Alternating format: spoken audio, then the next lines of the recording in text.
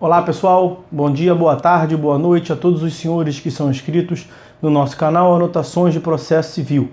Se você ainda não é, eu sou o professor Arthur Vieira e depois que eu concluí o meu doutorado em Direito Processual, eu resolvi me dedicar a esses veículos de comunicação para que eu pudesse transmitir aos senhores conhecimento jurídico de qualidade e de forma gratuita. Aqui eu vou pontuar o meu e-mail de contato para que eventuais interessados possam estabelecer um contato mais direto. Inclusive, nós podemos eventualmente considerar a hipótese de publicar um artigo científico em conjunto, tá certo? Bom, gostaria de pontuar também com os senhores o nosso canal no YouTube. Se você ainda não é inscrito, basta clicar no ícone do livro que fica no canto inferior do vídeo para que você se inscreva. Sugiro também que você clique no ícone do sininho para que você possa ativar as notificações dos vídeos que são constantemente disponibilizados por aqui. Gostaria de apresentar também aos senhores a nossa plataforma acadêmica, arturvieiracursos.com.br, arturvieiracursos.com.br, onde os senhores encontrarão cursos online de modo gratuito, inclusive com a emissão de certificado válido em todo o território nacional. Tá certo? Então, após a pausa, nós vamos tratar do vídeo de hoje. Então, meus amigos, vamos dar prosseguimento à análise do nosso livro Anotações de Processo Civil. Como os senhores sabem bem, nós estamos na quarta parte do livro, analisando a tutela jurisdicional executiva. Mais precisamente, estamos vendo os meios de defesa do executado, estamos nos embargos à execução e vamos continuar analisando os embargos pelo tópico que aparece na tela para os senhores: a ausência de vínculo entre a penhora e os embargos à execução. Foi a Lei 11.382 que desvinculou no sistema processual, inaugurado em 1973, o cabimento dos embargos da prévia segurança do juízo. Buscou-se, assim, conferir mais agilidade ao processo executivo. Citado o devedor, desde logo lhe cabe embargar. Paralelamente a isso, vão sendo tomadas as providências destinadas à penhora, que por vezes demora a ocorrer. Esta regra foi mantida no Código atual de 2015, como se extrai do artigo 914. Ou seja, o processo executivo pode agora evoluir simultaneamente em duas frentes distintas: a tramitação dos embargos e atos de preparação e aperfeiçoamento da penhora. Para o executado, essa inovação foi também positiva, que pode de imediato exercer seu direito de defesa, sem depender da prévia constrição de bens de sua esfera de responsabilidade patrimonial. Mas, como em toda mudança, essa sistemática tende a gerar também alguns impasses e complicações. Destacam-se aqui duas dessas novas questões trazidas em sede doutrinária. A primeira delas: o inciso 2º do artigo 917 inclui entre as matérias alegáveis em embargos à execução a penhora incorreta ou a avaliação errônea. Contudo, é possível que no momento da oposição dos embargos ainda não existam no processo penhora e avaliação a ser objeto de consideração por parte do executado. Falamos sobre isso no vídeo anterior.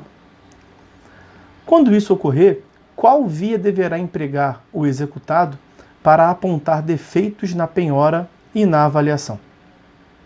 Caso no momento da oposição dos embargos ainda não existam no processo penhora e avaliação, o Código de 2015 possibilita que o executado aponte defeitos na penhora e na avaliação por meio de simples petição, no prazo de 15 dias contados da ciência do ato. É o que consta do dispositivo elencado no parágrafo 1º do artigo 917. Segunda questão atinente a esta mudança: na sistemática anterior, em que os embargos à execução estavam vinculados à penhora, a cada nova penhora, por exemplo, porque a primeira tinha sido anulada, ou porque foi necessário um reforço de penhora, ou qualquer outra hipótese relacionada ao tema, o executado era dela intimado, abrindo-se-lhe a oportunidade para a oposição de novos embargos. Eram os embargos à penhora. Tais embargos, contudo, não poderiam versar sobre toda e qualquer matéria, mas apenas aquela que fosse nova, ou seja, atinentes a fatos supervenientes ao momento de oposição dos embargos relativos à penhora anterior, notadamente os defeitos existentes na nova penhora. Agora, diante da desvinculação entre a penhora e os embargos, as novas penhoras não conferem mais ao executado a oportunidade de novos embargos, nem mesmo para apontar defeitos específicos dessa nova penhora. Daí que se aplica, em linhas gerais, a solução indicada no item anterior, acima, para a primeira questão. Caberá ao executado arguir tais defeitos mediante simples petição, no prazo de 15 dias contados da ciência do ato, uma vez mais o que consta do parágrafo 1º do artigo 917. Efeito da interposição dos embargos. Desde a Lei 11.382 de 2006, que é a Lei da Reforma da Execução no Código de 1973, o recebimento dos embargos do devedor não suspende mais, de modo automático, o processo executivo. Esta regra foi mantida no novo CPC, nos termos do artigo 919.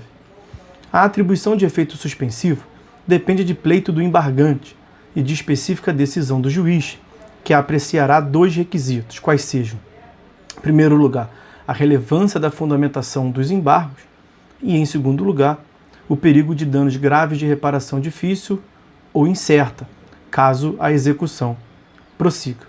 Presentes tais requisitos, o fumus boniuris e o periculum in mora, cabe ao juiz conceder o efeito suspensivo. Ausentes, cumpre-lhe negá-lo. Portanto, não há discricionariedade nessa atuação judicial.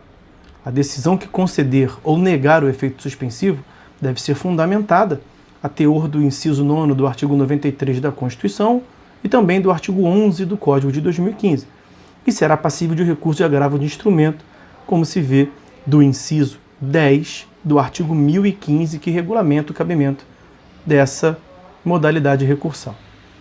A concessão de efeito suspensivo aos embargos tem a natureza de uma providência acautelatória.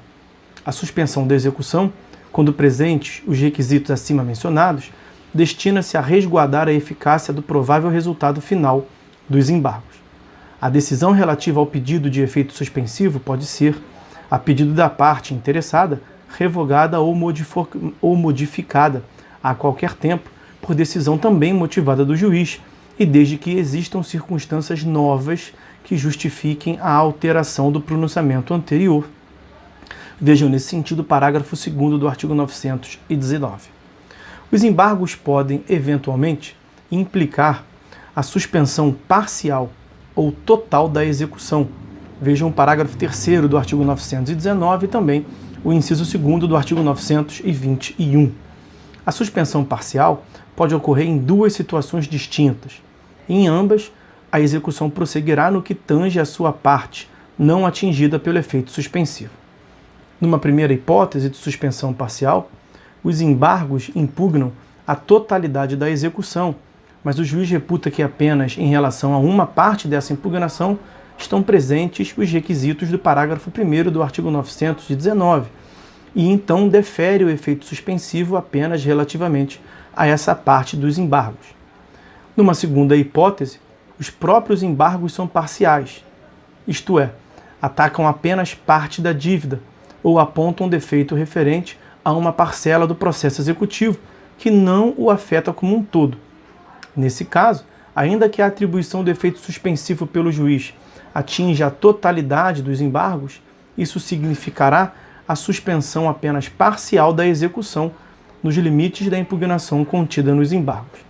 É tendo em vista essa segunda hipótese que se exige que, quando se alegar nos embargos que o exequente está pretendendo mais do que o valor devido, excesso de execução, deve-se indicar também na inicial dos embargos qual o valor que se reputa correto, anexando-se ainda um demonstrativo de cálculo, como nós vimos, presente nos parágrafos 3º e 4º do artigo 917.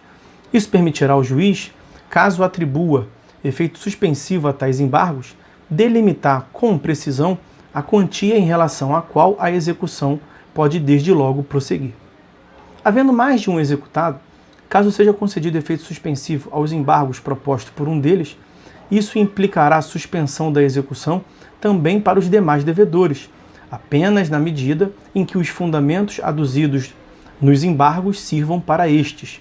Vejam o parágrafo 4º do artigo 919.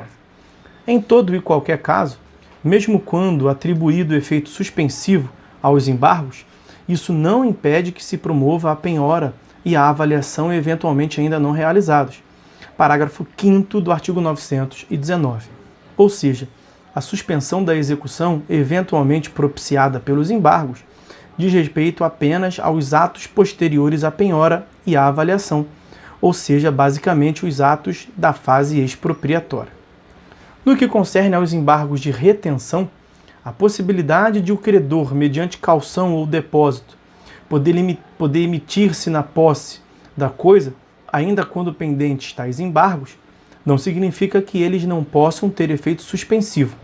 Tanto o tem que o credor só se pode emitir na posse da coisa porque calciona ou deposita o valor do crédito do executado embargante.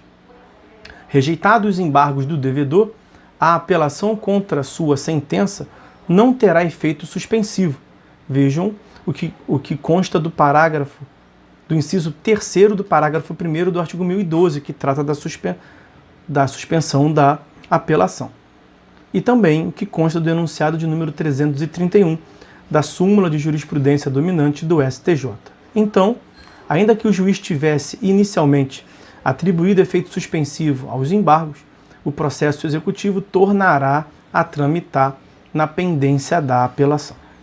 Com isso, meus amigos, a gente encerra essa análise relacionada às matérias alegáveis nos embargos, a necessidade ou não de penhora, caução, também os efeitos atribuídos aos embargos.